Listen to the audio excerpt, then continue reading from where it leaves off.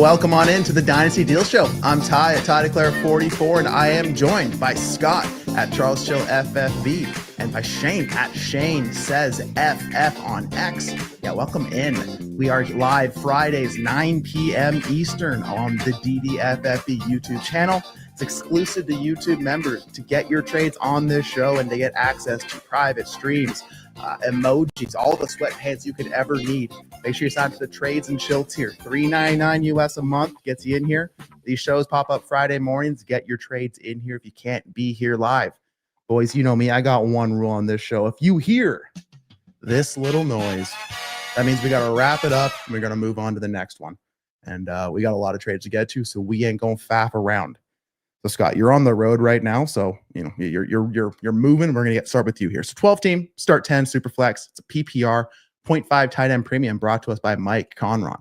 He sold Jameson Williams for a 2026 playoff first and third, then sold Benson for a mid 26 second and Sean Tucker.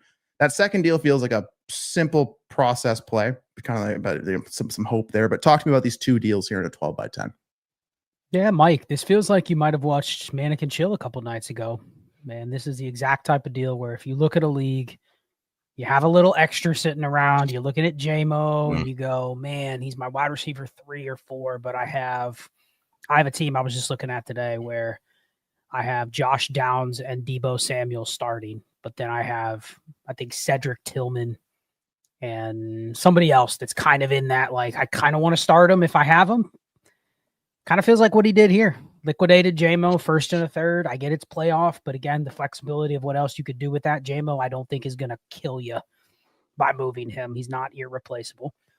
Then you cashed out Benson for a second and added Sean Tucker. And I bet you when you go to set your lineup, you don't feel terribly different about it. And you have a whole set of picks just chilling over there waiting for a time to use them. And Sean Tucker could be usable. I mean, I love that second deal. That's even if Trey Benson is good, gets opportunity, starts a couple games, you still got the second. You got a guy with a shot to do the same thing. I'd probably rather have Trey Benson, but it's close enough where I would do that deal 10 out of 10 times. Second deal is pretty much roster construction dependent. But I like this, Mike. I'm guessing Mike, because he's been a longtime member, he knew he had the capacity to make this deal. So A+ here. For sure. A long-time member too, the patron, right? Because this channel, this exclusiveness has only been a couple months old. It's like an infant. It's not even talking yet. He's been there day one, Shane. We see Mike Conron every single Friday. So he's probably day one stuff away, 100%. Hope so. It's hard. I hate agreeing with Scott, like following him up and then having to agree with him. Like, what else can you add though? So he sold JMO. He clearly doesn't need him. He sold Benson for a second and Sean Tucker. The fact that you got a second for him, like if I got Sean Tucker, I was about to say if I got Sean Tucker in a third for him, I'd be happy, but that's a little bit overboard.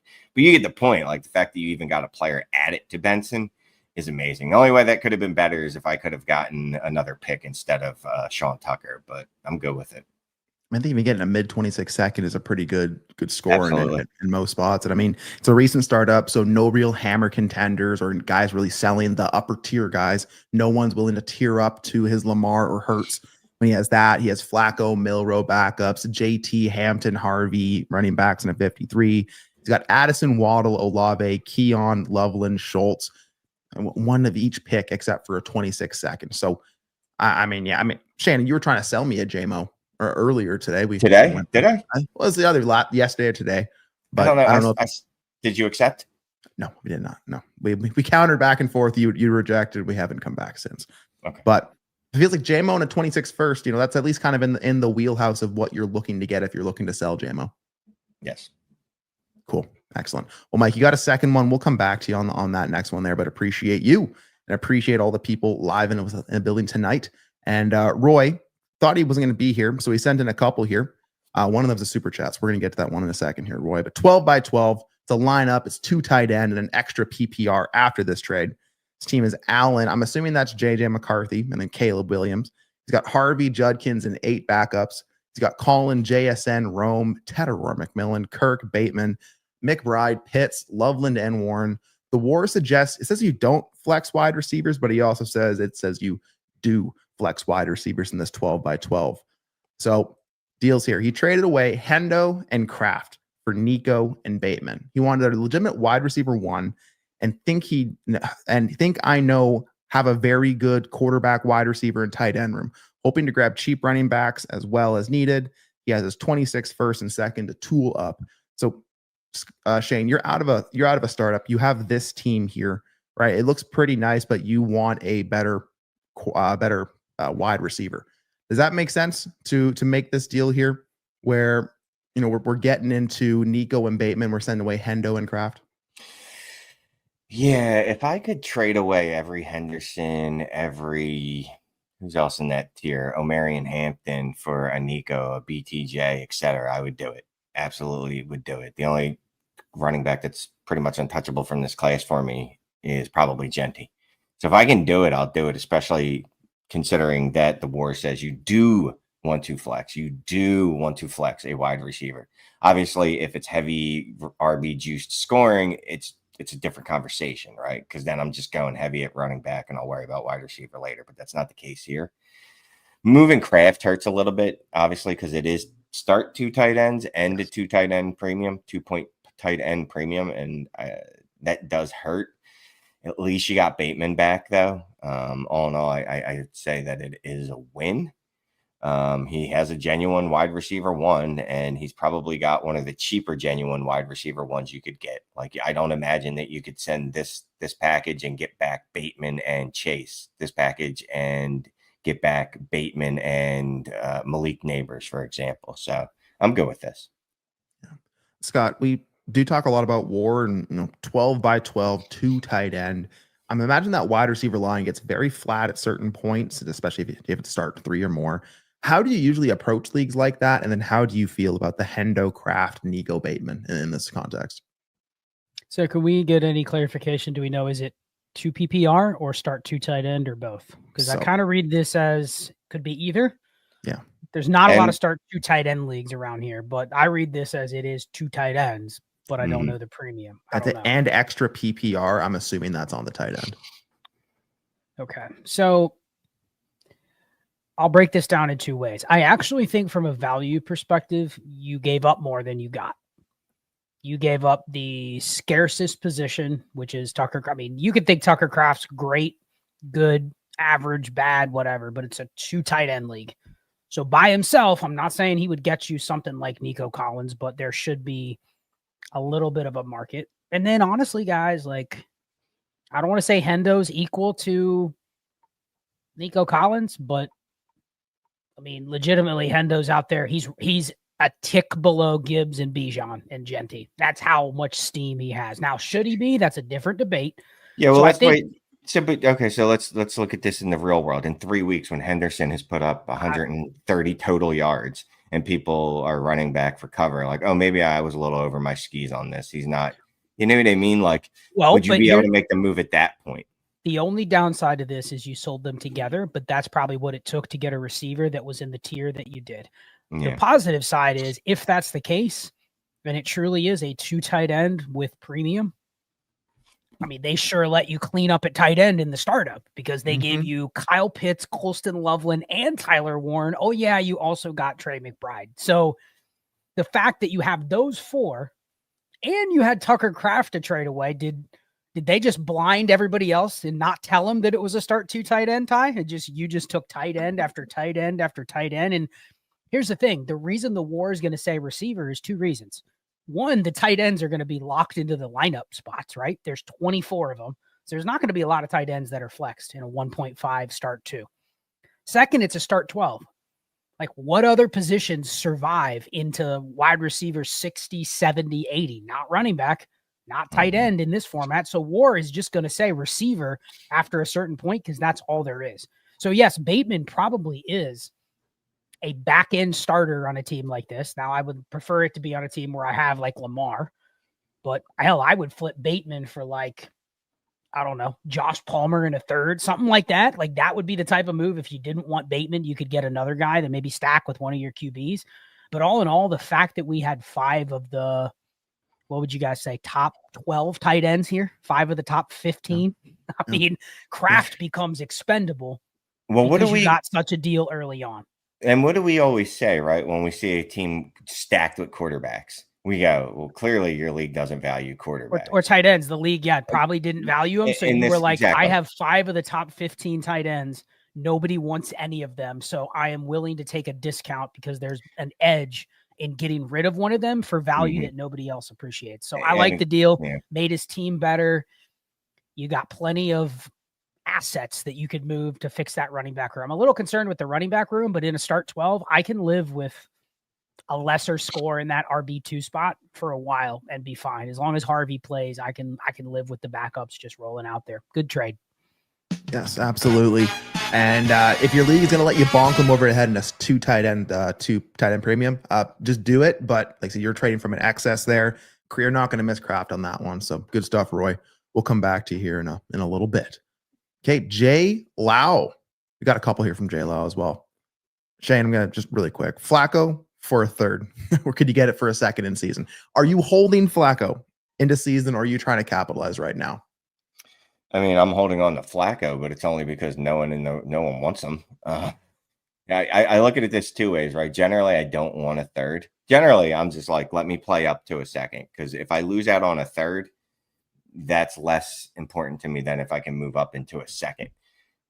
Is there a possibility Joe Flacco actually moves up to be worth a second, though?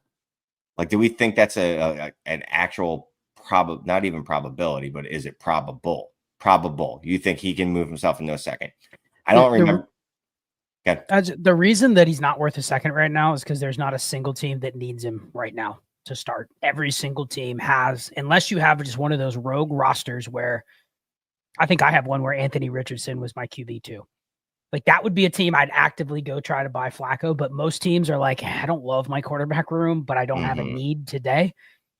I think if Flacco can survive into week 5, week 6, when the bye weeks start, there will be people that will pay, but it's kind of a bet of, does he make it there? And it's more of a transactional second. Like, you just have to have the right team. There's no dynasty value. As soon as he's not starting, you're like, do I cut him? You know what I mean? Like, it's that frivolous of a trade. It has to literally be like the perfect deal in the moment for you to get it done. I also think multiple starts is worth more than a third. Just general rule. If I know I'm going to get 4 starts out of a running back or a quarterback, like, you don't give that away for a third. If it's 1 week, 2 weeks, here's the thing. Flacco has a limited lifetime, right? This is like buying yogurt with 1 day expiration. He retired in like 2016. I'm telling you, I get it. I get it. He sucks. He's terrible. He's a trash can. He was awful last year. We're holding on to the ghost of 3 games he had in 2023. Like, I had a ton more hair in 2023. It ain't coming back. Good Joe Flacco ain't coming back. He's a trash bag. That's all he is. Like, if I can get a third for him, and again, usually I'm not the guy that's like, just move a player for a third. Because again, like I said, I'd rather just wait and see if I can get a second. Now, could I add something to Flacco? Okay, how about can I add 3 thirds to Joe Flacco and get a second back? Because that's what I did with Danny Dimes today. I added 2 thirds to Danny Dimes and got a second back, and I was happy with that. So just as a compromise, can you do something like that? Because again, people look at it and they go, well, 2 thirds is basically a second, except that it's not mentally. It's very different when you go to make that trade later in the season. If someone's offering you a player in a third, it feels a lot different when they're offering you a player in a second. So I get Scott's point. I'm 100% willing to move off them, because by the time someone actually might need him, he might already be replaced by like Cleveland could be on their 8th quarterback at that point. Who knows? Like, Deshaun Watson might be back at that point. Yeah. No matter how you cut it, it feels like something that's going to be hard to ISO sell for a second at really any point here. So can I add something to Flacco to get a second's worth of value? That would probably be my goal as well. But he said we don't need to spend a lot of time on it. We've already kind of gone through it for a couple minutes here. So JLo has a one here. 12 team start 10. It's a 0.5 PPR and a 0.5 tight end premium. Burrow, Kyler, Saquon, Jacobs, Alvin Kamara, Connor, and Pacheco. We got JJ, AJ, Marv, DK, Pearsall, and Andrews. Give Kraft and Golden to get Loveland. So Scott, 0.5 PPR, 12 by 10, 0.5 tight end premium. Giving Kraft, because the Kraft's flying everywhere here, and Golden, 2 pieces of the Green Bay offense to get into Colston Loveland. Feels like he has too much depth, but the pieces aren't enough together to get an elite younger asset. Thoughts? So Is Loveland what you're aiming if you're removing your Golden and your Craft? And I guess, what do you feel here? Yeah, I mean, if you want to do it, if you really believe in Colston Loveland, this probably isn't the format that I want to give a first round receiver that has had a pretty good camp and people like, or at least are more apt to like now than they were 3 months ago. You're basically paying that as a tax on top of Kraft, who would you be shocked if over the next 2 years Kraft is a little better than Loveland? It wouldn't shock me. So like this feels like you're doing it just because Loveland's the best player you can get. I want to do something else, sure. Shane, how about I bet on Matthew Golden and I add Marvin Harrison into the deal? What can I get there? How about Kraft and Marv? Can that upgrade me to one of the top 8 receivers? I'd rather do that than just throw Matthew Golden in the deal, because I'm looking at my receiver room and it's like, dude, I have Jefferson, I have AJ Brown, and then I have at least 2 other receivers behind Marv that should give me a year or 2 of steady production. You know what I mean? Like, I don't have to do this deal on the table. I can fish around and see what else I could get. That's what I would try. I'd throw Marv plus Kraft and see what that gets me. Yeah. I mean, Shane, are you doing anything different there? Because I agree. Like, I'm probably not trying to win at tight end behind Mark Andrews on this team if I feel like I have more depth than studs, right? Because it's like, that's not really going to move my needle. Whereas trying to add those pieces to something else, get a plus elsewhere and just get by with Mark Andrews, I feel like that probably moves my team forward more than this. Yeah, no, I've come around on Golden. He's a guy that I'm happy that I picked up in some leagues, traded for him in a couple other leagues as rebuilding teams. But yeah, I don't know that I want to throw Kraft and Golden together to get to Loveland, because yeah, we have no idea what Loveland's going to be. I know he was a first round tight end, but guess what? There's a whole litany of those that have just fallen by the wayside. At least we have seen Kraft produce a little bit, and it does feel like you're kind of wasting his value. Just throwing him in as part of a, like, all right, how do I get Loveland by just using both these 2 players? I think another thing with this roster too, Ty, like, look at the team. We don't have a lot of flexibility on this team. Our entire running back room is more valuable to my team than anything else. So I have nothing at running back I can liquidate. I mean, my second best receiver is AJ Brown. We've talked a lot about he's to the point where he's worth way more on your team than what you can sell him for. And you have to break up one of your quarterbacks. And I don't even think the market for Kyler is that robust. So this feels like a team. You're actually giving away a free chip in Golden to hope that Colston Loveland is great. And if he's great, then you might have a McBride type chip that you could trade, but then you're probably not going to want to trade the chip. So it's like, you're not really using this as an investment. You have Kraft and Andrews. You probably don't want to flex one either. So you're kind of like at the setup already, the perfect tight end room, for the fact that you're not paying terribly much for both. Like, I'd almost sell Kraft by himself or sell Andrews by himself and just roll with the other, but I just want to do a different deal. Yeah. If my math's correct, you have about 13 starting assets in a start 10. So I agree. You have a lot of depth. And if there's ways to make that more flexible, I'm here to try to do that, JLL. So I'm sure we might see some more deals for that team in the future here, but thanks for getting some questions and some good discussion. Okay. Let's go back to Mike Conron here. 12 team, start 10, Superflex PPR. It's a 0.5 tight end premium. Traded Sutton and a late 26 second for a definitely late 2027 first. Then he sold Jacobs for Tracy, a mid to late 26 first and a third. Then got offered DJM for Pickens and took it. It's a shame. We got 3 deals here. Number 1, DJ Moore or old George Pickens in a 12x10 PPR. I don't care. So whoever your preference is. I don't mean it like that. It's just there's no differentiation between the 2 for me. Pickens probably will have more spike weeks. So Pickens for that reason, I guess. Yeah. I don't like doing 1-for-1 wide receiver deals or interpositional deals if I can help it. Sutton, I'm going fuzzy here. Sutton in a late second for a definitely late 27 first. How do you feel? I'd smash that. I'd grab this hammer right here and I would absolutely smash it. I mean, I wouldn't even be able to accept the next trade because I already broke my phone. So I'd have to borrow someone else's phone and hit that with a hammer and smash that one too. Didn't know we had props. I like this. Okay. Now, Jacobs for Tracy, a mid first and third. I mean, that feels like a nice cash out price too. Beautiful. Beautiful. Again, just collecting firsts. And you actually got players back on this one. Like Tracy can be some approximation of what Jacobs is. So yeah, beautiful deal. Yeah. So Scott, the team's now Hurts, Kyler, Dak. We got Henry, JT, Chase Brown, Tracy, any running back on a 53. We got Nico, London, Pickens, Waddle, Wandale. We got Laporta and Pitts. All futures, an extra 26 first, couple thirds, and I guess that extra 27 first as well. So seeing this team, does anything else stand out to you, or does this help any more the context of why he would have made the trades that he did? Yeah, I see why he made the deals. I mean, I'm looking at my running backs, JT, Henry, Chase Brown. I mean, that Jacobs was definitely expendable. Getting Tracy back to throw him in, he's a perfect RB4. You slide him ahead of those other RBs on a 53. So I love the running back room here. Hell, you might be able to make another one of those deals. Can you do the same thing with Chase Brown or JT and get another body back? Can I get a Travis Etienne in a first or something like that for one of those guys? I could probably still do pretty well on this team with another one of those if there's a first available. The Pickens for DJ Moore, I mean, Ray's not on tonight. He would definitely not like that deal. I think Pickens does have much higher ADV if they both produce. I think range of outcomes, they're probably pretty similar. But if Pickens produces in the mid-tier wide receiver 2 range, people will be a lot more excited. Now, I do think there's a rocky road with Pickens coming up going forward. I mean, he's a cowboy. You can just sense it, Ty, that he has a big year, and then he once paid like, not quite CD, but like pretty close. And the Cowboys are like, there's no way, you know what I mean?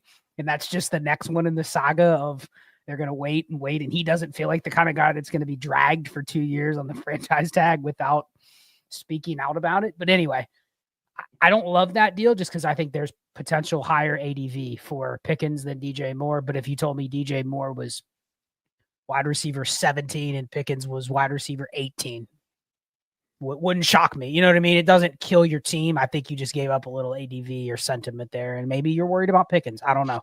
Do we have a stack in here? No stacks. Yeah, whatever. Yeah. First 2 deals are smashes, though. Your team's still pretty good, and you got extra first in tow now. Love it. Yeah. It does feel like we're about 5 months away from a George Pickens driveway workout session with the media all around him. But yeah, I mean, he inquired on hammers everywhere. No dice, giving up Nico, London, Hurts, decided to liquidate some bonus pieces. Well, keep doing that, my friend. You're on the right path. So good stuff, Mike. Appreciate you. Okay. We got a 3-team trade here. We're going to do our best to break this thing down. YouTube banners are always a fun thing to navigate. So 3-team mega deal by Caleb Landvig. Landvig sounds like a nice big car. Anyways, 10-team, start 10, full PPR, point per first down on all positions. His quarterbacks, Josh Allen, Mahomes, Geno. We got Brees, Hampton, Bigsby, Allen, Garendo, any running back on a 53. He's got Chase, Marv, BTJ, Nico, Devontae, Zay. He's got Andrews. So his team is set up pretty nicely, well constructed. So my team gives up Marvin Harrison Jr., Zay Flowers, and a 26 first. Team 2s that projects to be mid. And Garendo, just tossing that Garendo. Good work. He gets Neighbors, Jacoby Myers, a 26 second, which is also team 2s that projects mid. So first deal, we'll start with here, Scott. Marv, Zay, 26 first, Garendo for Neighbors, Jacoby in a second. I mean, it's a lot. You paid up Marv plus a first plus Zay Flowers. I mean, Garendo, that's whatever. Did get Jacoby Myers back, so I think I like that second piece because that almost replaces Zay Flowers, even though they're not the same profile type, like from the market perspective in a 10-teamer. I can't imagine Zay Flowers was netting. He doesn't net much in 12 by 12 leagues. You know what I mean? Like he's still not a guy you can just auto sell for a first. So I love that swapping Zay for Jacoby Myers. You got the second, which in a 10-teamer is not nothing. It's closer to the top than a 12-teamer. But you were able to turn Marvin a first into Neighbors. That was the goal.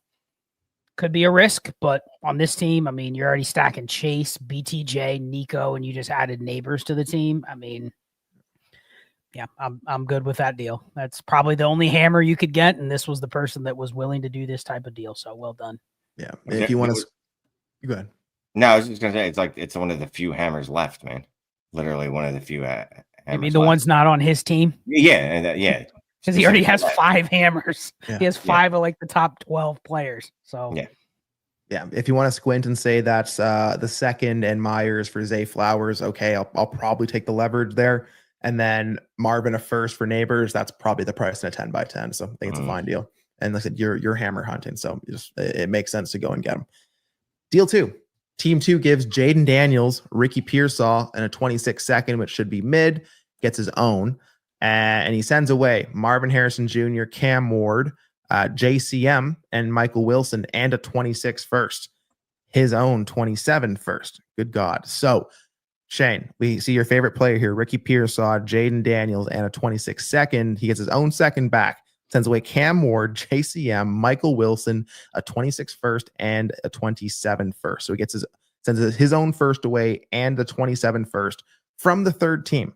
So I think he's sending the third back to this manager that he's getting Jaden Daniels and Ricky Pearsall on the second from. So how do you break this one down? Daniels, Pearsall second, or Marv, Cam, JCM, Wilson, and 2 firsts?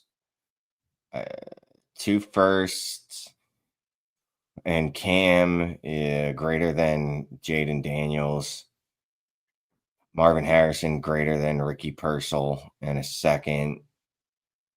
And you also got JCM who you can move. Michael Wilson you shouldn't even had in this deal, but it's okay. I think I like the Marvin Harrison Jr., Cam Ward, JCM 26 first. Is it just 126 first or 226 first? I think it's a 26 first and a 27 first. I'm reading that correctly. If I'm reading that correctly, then I like that side. If I'm not reading it correctly, then I'm at a loss. I mean, Scott, is it JCM for Jaden Daniels straight up at this point? Or but I mean, we put like 10 by 10, right? How much does it matter to get up to Jaden Daniels in that kind of a format? And does the volume make sense here on both sides? Yeah, I mean, the real prices are wonky at a 10 by 10 because, again, it's about who can you get, not what do you have to pay. This is the analogy of a water is great when you're dying of thirst, even if you have to pay $20 for it. It's kind of the same thing. Like, you're really looking for players that are difference makers. I'm not saying JCM doesn't matter, but in a 10-teamer, I mean, honestly, Cam Ward is the type of guy that unless he's an asset, you can do something else with. Same with the firsts. You know, we don't know how many roster spots are here, but some of these 10-teamers, they're shallow too. So it's like what you can pick up for free when you backfill some of these guys. It's like, oh yeah, I picked up, you know, Ray Davis off waivers. And it's like, yeah, that's probably a guy that's basically like JCM. You know what I mean? Like there's a lot of inefficiency in shallower leagues like this. I'm guessing the market is such to where the price to just get a hammer is like double what we would put in a trade calculator because the price isn't the player. It's just, I have to convince Ty to give up Jaden Daniels. Like, what is that? How many times do I have to poke before you just go here? You know what I mean? Like it's not, there's not even a calculator. So I'm guessing that was the motivation. I have stuff to spend. This is what I want. I'm getting Jaden. Yeah. You're coming with the quote-unquote quarterback one of the class, Cam Ward. You come with 2 first. JCM, the most traded player by far right now in Dynasty. Michael Wilson, okay. You have to come with a package like that in a 10 by 10 for anyone like Jaden Daniels. You get Ricky Pearsall in the second as well. So, I mean, or you give that up in that deal.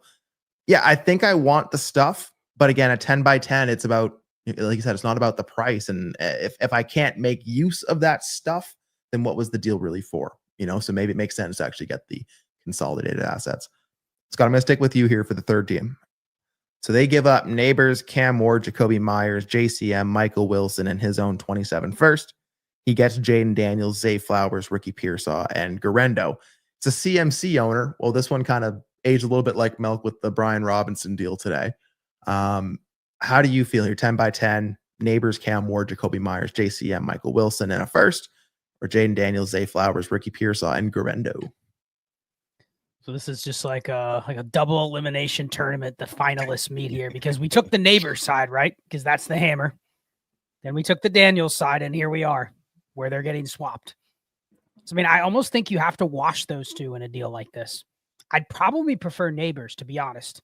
But if you said I need a quarterback and I need a difference maker, I'm stuck with like, you know, Bryce Young, Michael Penix, those types. Like you probably have a shot of finding another Neighbors easier than you do finding another Jaden Daniels.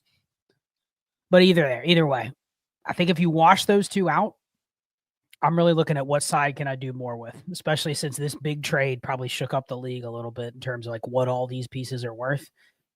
Flowers, Pearsall, or Cam Ward, Jacoby Myers, and JCM. And the first.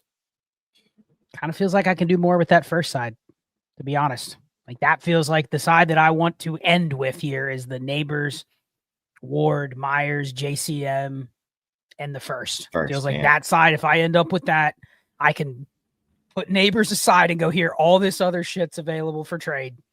What can I get with that? You know, maybe go back and I can't even keep track of who all was traded here, but take everything but Neighbors and go, what else can I get now? All this is on the block. Yeah. I mean, just when you look at like the give side there, it feels like when you boil things down, that's almost what you hope the other players become from a production standpoint, or like what you want to do at the end of the day with the deal and get like a liquid first. So it feels like the give side kind of did what they needed to do. I agree. If you want to toss up Cam Ward, Jaden Daniels, sure. And then you get Cam Ward as well there. I mean, Zay Flowers, Cam Ward, okay, Pearsall, Jacoby, JCM, whatever. That first plays a big part in that deal for me. Shane, any other thoughts on this one, Shane? No, it's so much going on. I hate three-way trades. I don't even know if I do well when I do them, to be quite honest with you. But I agree with Scott. So we got the Malik, Cam, a first. There's a Jacoby, a JCM. That is the side that I like. So whichever the triumphant that is, good job on you. Shane, I don't think I've ever even proposed one because I get so confused by just trying to figure out what's going where. Like if someone sends one, I can see like what I'm getting and what I'm giving away. But when you're trying to go through and figure out like who gets what, like it can be, it probably took a while to get this deal done. One in my lifetime. No flex ties in that league. And it was me, Diaz, and someone else. I don't remember, but we did pull off a three-way. I don't think I'm in the no flex league, but I think you possibly, but I did hear about that one if I'm not mistaken. So I'm pretty sure you talked about it on All Gas Trade Show. Maybe that's it. Yeah. That does sound familiar. Okay. Caleb, curious to hear your shot. Super fun trade with his brother-in-law and his best friend. So hey, well, there you go. Again, your team three-way with his brother-in-law and his best friend. There you go. Thank you, Caleb. Appreciate you. Let's go back to Roy here. We got another super chat. Let's go. This first one thought I should pay up in British pounds. Well, I mean, it's not needed, but it's always appreciated, Roy. So 12 teams start, 12 super flex, start 3 running backs, 2 wide receivers, and it's 2 PPR for tight ends. Traded away his Puka, Mims, and I'm assuming Braylon Allen for Brian Thomas Jr. and Pollard. Shane, we are in a 12 by 13 league with 3 starting running backs. So, you know, a little bit of that happening to start 2 tight ends as well. The team is now Caleb, Dimes, AR, Genty, Judkins, Pollard, Monty, Ford, BTJ, Adams, JSN, Worthy, Rome, Ibuka. Got to have that KLS, Hawk, Warren, Helm, and Janu. So Shane, Puka, Mims, and BA for BTJ and Pollard in the 12 by 12. Yeah, I want the Puka side. I'm a big BTJ guy, but Puka greater than him for me. Mims and Allen, I could do more with than I could with Pollard. Like if I'm going to trade them, fine. We talked about Mims yesterday in the Heisman chat on the way home. Well, I was on my way home. I don't know where everyone else was going, but we weren't all coming home with me. That would be weird. We'd have our own 3-way, but sorry, but Mims feels like a player like he's a real asset now, right? I could use him and something else to do better than Pollard. And Allen, like we talked about on, I don't know, again in the chat, I don't remember which one it was, but we talked about Allen. And it feels like he is the anointed one in New York for whatever that's worth. He's going to at least get some run. So I prefer the Puka side because one, I like Puka over BTJ. So you're going to need to make up that difference. And Pollard doesn't make up the difference over Mims and Allen. I'll take Pollard over those two, but not by the difference that I have Puka over BTJ, which isn't super crazy. I do think it'd be a pretty sweet show if we were all in like a party bus in Philly traffic and just take all of that ambiance in. But Scott, are you of a similar vein here to Shane? Are you seeing this any differently? This is interesting because at first I'm going, you know what? There's people that are really scared about Puka. So if they could get another elite receiver that's even younger, they would do it. Like there's people that would take BTJ over Puka. And so I'm fine with that swap. I think it's the Pollard versus Mims and Allen side that makes it a little interesting here because At first, I'm going, you know what? If I needed Pollard to play right now and I wanted a starter and I needed to fill in somebody that I know is probably going to score X amount of points, but has very little market value, right? Like when he's not scoring points, he has no more value. I can see that side. But then I'm sitting here, Ty, and I'm thinking, okay, the 2 PPR for tight end doesn't matter in this trade, but start 3 running backs. And what that does is it actually just expands the pool a little bit. So Braylon Allen's probably a starter, meaning both of these running backs are starters, which means I'm not saying Braylon Allen's better than Pollard, but I think the scarcity makes me say I'm actually fine getting essentially a free Mims here because I do think the ADV does favor Braylon Allen. He goes out and he does the same thing as Tony Pollard week 1. They both score 15 points. People are going to go, dude, give me Braylon Allen. He's already better than Tony Pollard. And Mims in a 12 by 12, if he's your last starter, you can probably do worse. So I actually kind of like the 3 here. And like Shane said, you might get the better receiver too. If you think Puka's better than BTJ, like I actually like that side. If those 2 running back or even one of these leagues with 1 running back, I think I'm taking Pollard. But the 3, I think it's important to get that Allen piece back because he's probably right in that threshold range of where the starters are. So I like that side. Yeah, I pulled it up on Dynasty Daddy's trade database really quick, and there's 2 trades in the last month between Braylon Allen and Tony Pollard. On one of them, Pollard and a 3rd for Braylon Allen. On the other side, it's Braylon Allen and a 2nd for Tony Pollard. So feels like in your league, you might be able to find an edge between a Pollard and a Braylon Allen if you lean one way or the other. So if I'm reading this right, Roy sent away his Puka, Mims, and Allen for BTJ and Pollard. And if I'm sitting there in that, because these 3 running back leagues, they mess with your head a little bit. The math doesn't always make sense, and I want to be strong at running back in those cases, or have the volume to make up for it. And I think here, if I was trading away a Puka, Mims, and Allen, that tells me that I'm probably strong at running back. And again, let's pull up his team here again really quick. So he has Genty, Judkins, Pollard, Monty, and Ford. Do we feel like, I guess, maybe do you feel better early season about Pollard versus Braylon Allen, or at that range of running back, like Scott, are you just trying to take the ADV bet over the production bet? Yeah, I think the problem is I'm looking at this team. I mean, he's starting Genty, Pollard. I would have been fine with what I already had at running back with Braylon Allen kind of just not in my lineup week 1, just as a potential value vehicle that I can use because I'm probably starting. You know what this deal does? This probably takes Jerome Ford out of my lineup. It might take one of Igbuka or Tyler Warren out of my lineup. And I get it. All these guys are rookies or not sure what their roles are going to be. But I do think this was maybe I want to lock in what I know.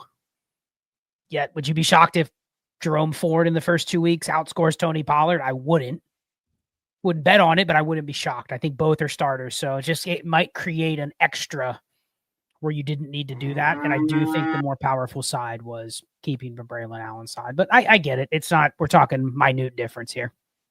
That was the bell cow sounder for early season Pollard. But I agree. And I mean, I think, again, you're going to know your team. And it does feel like one of those, I want to feel better about week 1 here. Maybe I want to get out of the Stafford wheelhouse, just get me into BTJ. He's younger. I'll feel better about that. If that's the motivation, fine.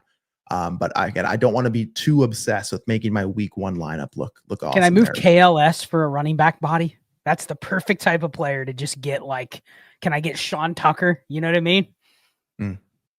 Yeah. And just load up on running back bodies in the start 3 and just play the volume game. Yeah. Cool. Sure you could. Awesome. Well, we appreciate you, Roy. Thank you for the couple questions tonight, keeping us chatting.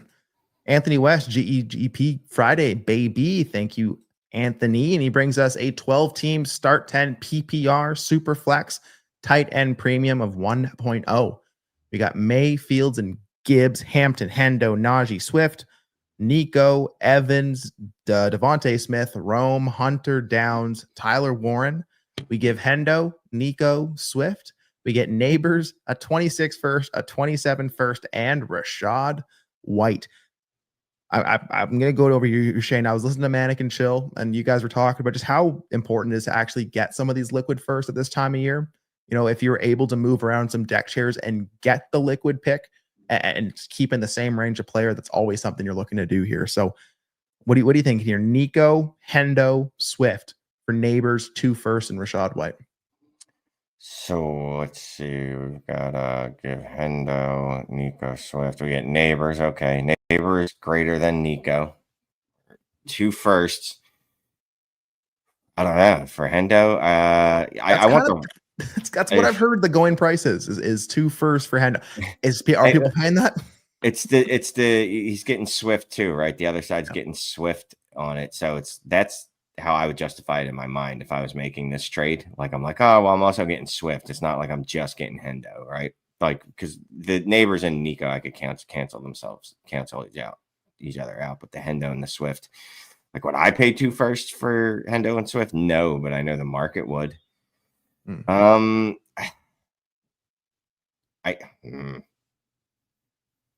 gonna go right side. I am gonna go right side.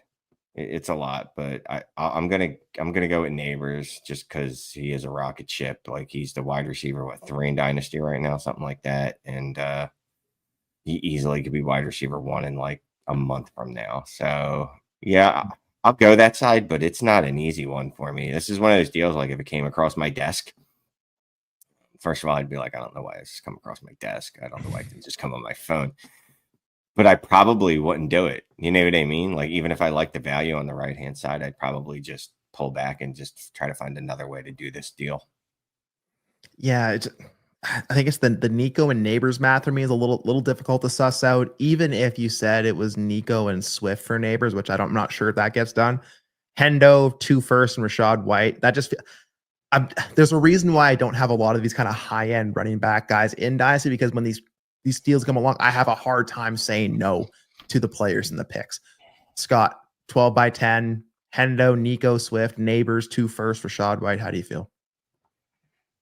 So I'm going to ask you guys this. If Brian Robinson would have got traded to the Bears, Rashad White or DeAndre Swift? Oh, Brian Robinson? Yes. Okay, so you said Brian Thomas, right? I said Brian Robinson. I think you said Thomas. The idea is, I think someone probably valued Swift. Now, I value Swift. I love Swift. He's a good running back. He's literally been the same good, not great running back his whole career. I have no reason to think he's not going to be that. But that's all he is. And probably on your roster, looking at his team, Rashad White just occupies a spot. I'm going to need him at some point, but I don't need him right away. So I like getting him back. He's getting healthy. He's going to be out there week 1. So I think that part of the deal is the savvy part. You wash those two. I know you would take Swift over Rashad White because you can quote unquote start DeAndre Swift now and probably not trusting to start Rashad White. But take that out and you're going, okay, I'm going from Hendo, I'm getting 2 firsts, and I'm upgrading from Nico to Malik Neighbors, who, like changing, you said, Malik Neighbors goes out, scores 25 points a game the first 2 weeks. Like he's the best player in Dynasty. Nico will never get there. As good as he is, he'll never get to that point. So I love the trade on the right side because you still got a running back with this roster. I mean, Hampton, Gibbs, like you don't need the running backs you have on your bench. Right? This is the perfect team for Najee, Rashad White. Like, I don't know when I'm going to need them, but as long as they play, I'm going to need them at some point. Love the deal because you liquidated a guy like Swift you could never get a first for. And you did get the 2+ firsts here for Hendo, and I'll just live without him. Yeah, absolutely. You know what teams always want? First, and you got 2 of them in this deal. You kept your roster construction. Yeah, you're not going to miss Hendo on this team. I like it a lot. Thank you so much, Anthony West. Sean W., how do you feel about handcuffing your own running backs? I have Hall, Allen, Achane Wright. I got bit last year for cheap. Hold or look to sell the backup? Well, I think the Brian Robinson news almost shows how fickle that can be, trying to be right on who the backup actually is. And I don't love betting against myself. That's doubly so in best ball. But talk to me, Shane, in lineup. Are you a handcuff guy, or how do you usually approach it? So I don't have a particular inclination to go get my handcuffs. I'll get 2 running backs from the same offense, assuming it's Gibbs and David Montgomery, or these cops are going by. Gibbs and David Montgomery, or That's it. I can't think of another offense where both the running backs are fantasy viable. Jalen Warren and Caleb Johnson maybe could both be fantasy viable, maybe. But I don't feel a need to go get them. Allen might not even be a handcuff, right? Like that might be, and I don't want to put it in this light, but it could be closer to a Gibbs Montgomery situation than it could be a handcuff situation, like where a chain Wright would be. And even Wright, I don't think is an actual handcuff to Chain. I think if Chain were to go down, we're going to see Ollie Gordon mixed in too. Like I don't think either of those dudes are going to do exactly what a Chain does, and neither of them will have that role.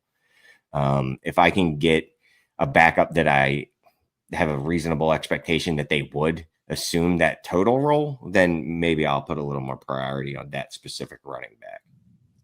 If I'm hearing you correctly, there's a difference between like a 60% or a 40% or one of those kind of 20%er guys.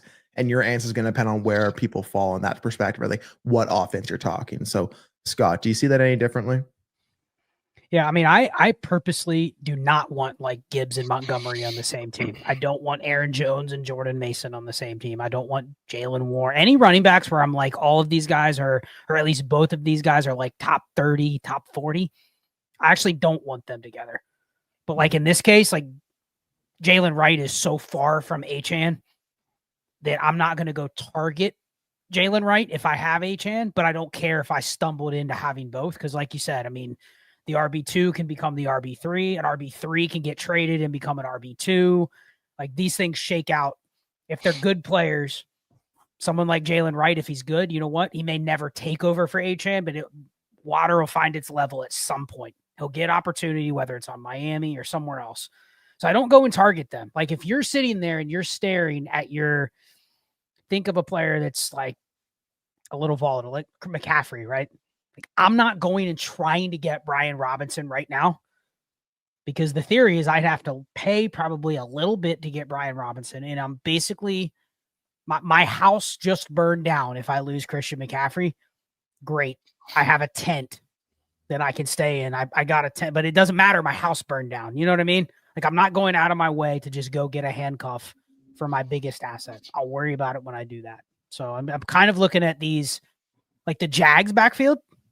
I'll take all of them because one of them could elevate way above everybody else. You know what I mean?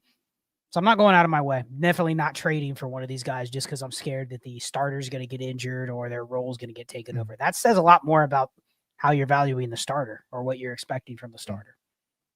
Yeah, so the motivation isn't fear-based. It's more so about trying to capitalize on a situation. And if we think any one of these cats could take over the opportunity, that's where you want multiple shots. But it's not really a factor of how you feel about the lead dog on your team. I can get behind that. Okay, cool.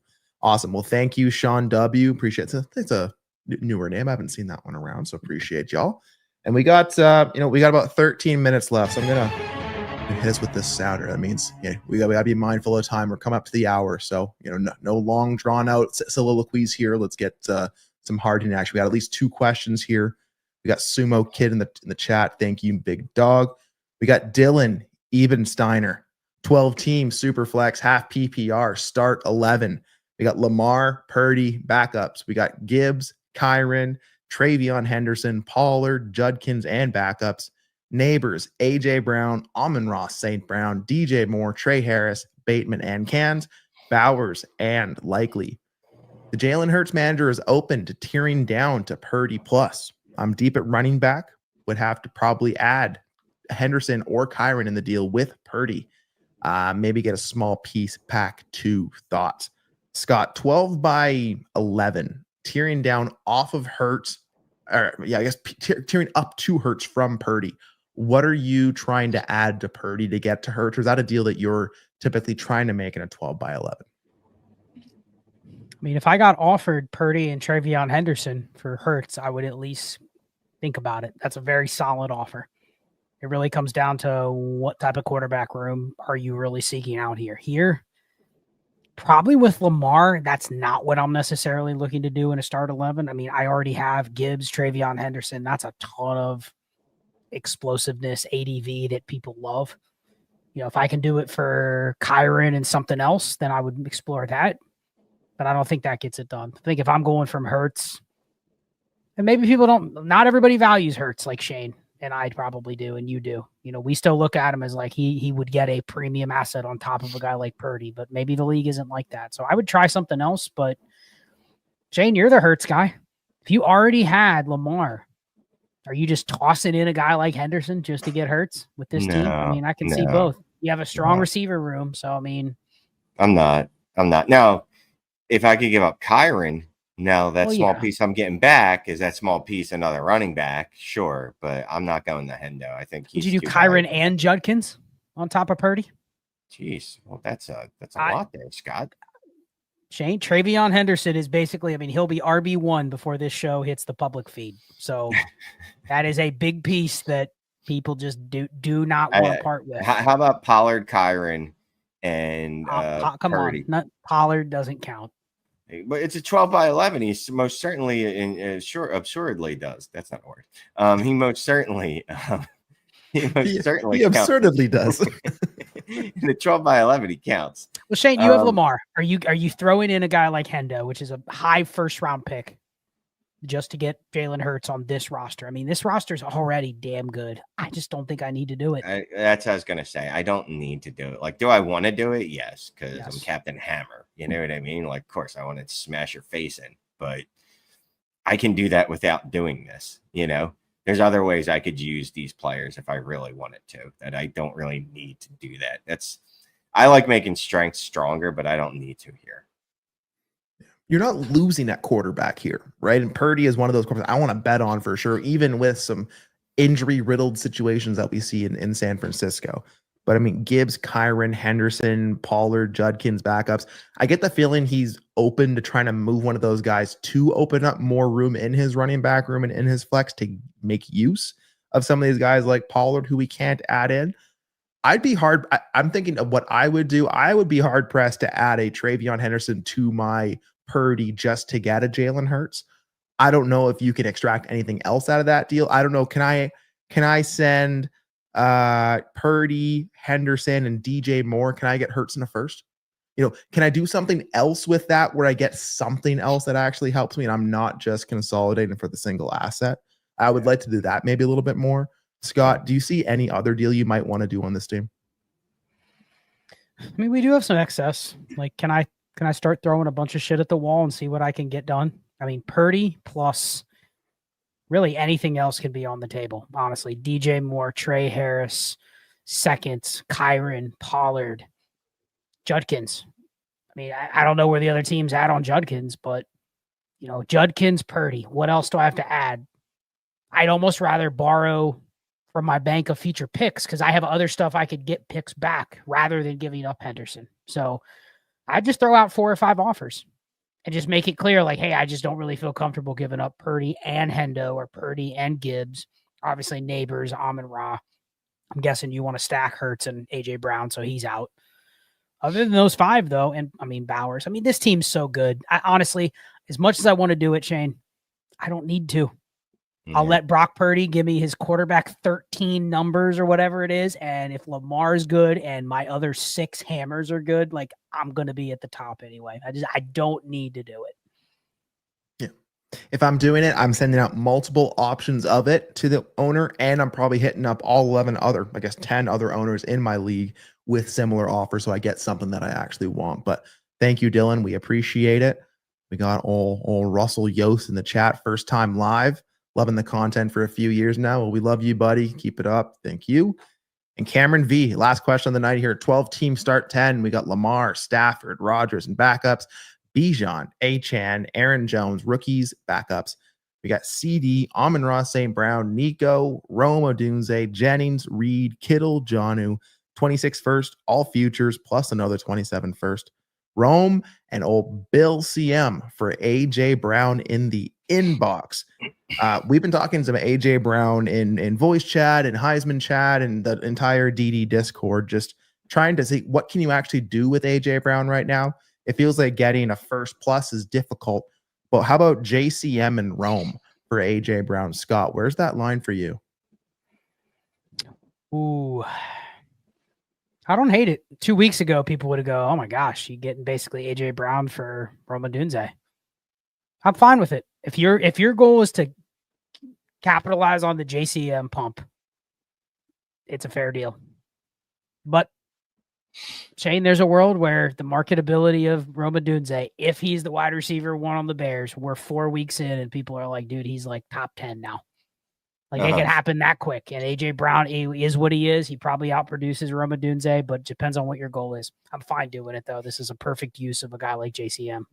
It's just funny because Rome Odunze must have just scored a touchdown, I guess, 7 minutes ago. And Ray tweeted out Rome Odunze wide receiver one. He did. No, he didn't score a touchdown down at the 2. Whatever. I'm not even impressed by this move, but whatever. It doesn't matter. I love AJ Brown, but I don't think you're doing better than this on the market. I mean, I don't think. It's not I don't think. I know you're not doing better than this on the market. If you want to get that age discount, let's see. AJ Brown is now 28 years old. It's a 5-year age discount where all Rome needs to do is not fall on his face this year. If Rome can go out there and just have 1,100 yards, which really isn't that much in a 17-game season, because 1,000 yards doesn't mean anything. If he could just throw up 14 points per game, he's going to easily surpass AJ Brown. He gets 13 points a game, he's probably going to surpass AJ Brown in value. So I'll take the Rome side. And then JCM, I'm trying to flip. I'll spam every league mate. Here's JCM in a third for a first. Here's JCM in a second for a first. Literally spamming everyone in the league. It hasn't worked yet. I'll say that. I tried it in one league and I haven't gotten a first for him, but I'll try to keep moving him. I'll tell you what, if I feel any kind of way about Rome Odunze where I don't think it's going to be wide receiver one season, and I can use that JCM to get into someone that I do trust to be a wide receiver one in AJ Brown, that's a kind of deal I'm okay to do. It just feels like, I don't know. I don't think it's a time to try to sell AJ Brown. I think I wouldn't be trying to sell him right now. Let's wait till he actually scores some points, and I'll take the risk of carrying AJ Brown into season. But hey, again, if you can use your JCM here and go do that, I'm cool with that. But again, this is probably the best deal you're going to get right now. So if your goal is to get off AJ Brown, it is what it is. Anything else on this one, Scott? Nope. Cool. Okay. Well, Russell, I see you type it in a question here. Why don't you hit us in the comments after? We'll get you. Anyone else here that can catch us live, if you remember, hit us up in the comments. We'll try to get to any questions you have. But thank you so much for tuning in the Dynasty Deal Show. So we had Mike Conron, Jay Lau, Caleb Ludwig, Landvig, sorry, Roy Gatson, Anthony West, Sean W., Dylan Ebensteiner, Sumo Kid, Cam V, Russell Yost, and all of you for tuning in. We appreciate y'all. We love y'all. We are the Dynasty Deal Show, and we out of this thing. Peace.